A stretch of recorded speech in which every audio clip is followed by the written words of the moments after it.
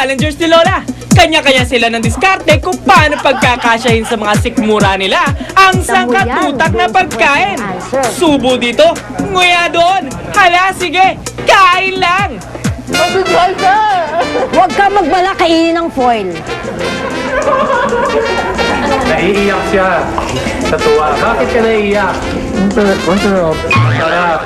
Pinagsabay niya yung pansit at lumpia. Naloko ako dun. Walang masasabi. Unang tingin sa lumpia masarap. Kasi masarap ata. Ay, unang binanata. Ano ito? Walang masasabi. Wala akong wasabing wasabi dahil Walang wasabi andyan talaga. siya sa loob si wasabi. May sa loob ng wasabi. Walang masasabi talaga. Pero yung pansit na ubos ko.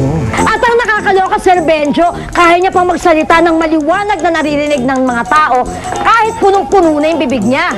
Suki, naiiyak na rin. Bakit? Kasingot niya yung lumpia.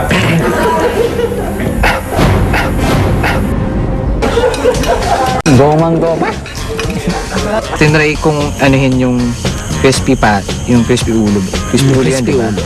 Ano siya, ang oily niya, tapos yung taba. Hindi talaga ako kumakain ng taba. Ang goal na lang namin doon is, sabi natin, since hindi natin kakayanin, try to keep it on a normal pace habang kinakain yun and prevent na wag sumuka.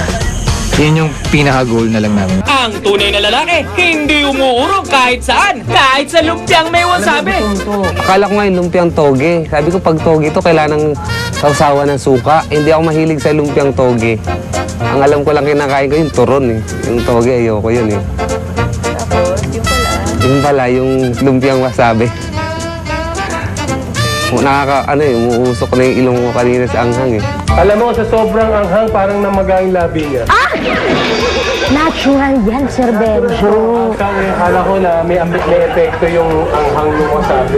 Ang orange team, hindi pa rin paaawat sa pagkain. Pero si Dong, mukhang unti-unti nang nahihirapan.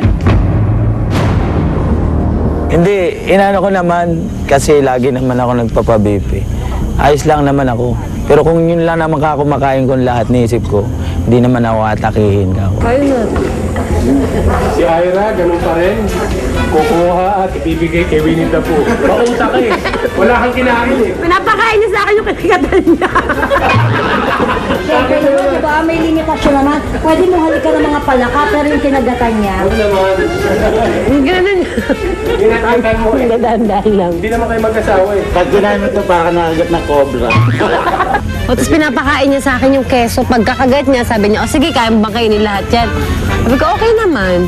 Sabi ko, baka pwedeng kainin mo lang yung kinagatan mo. Sabi niya, hindi, pinapasa niya sa akin. Kainin ko daw lahat.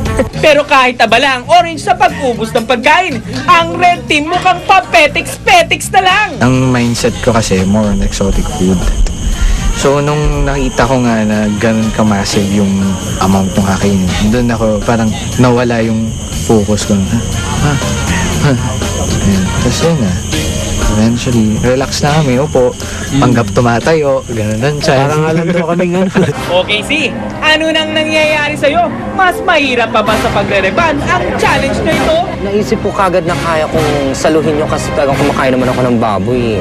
Pero nung hawakan ko yung baboy, matigas.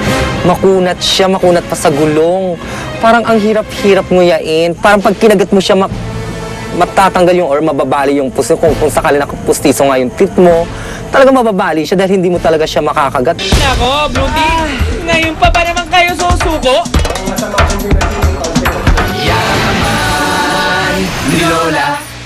Susunod, tuluyan na nga bang bibigay si Bubble sa challenge na ito?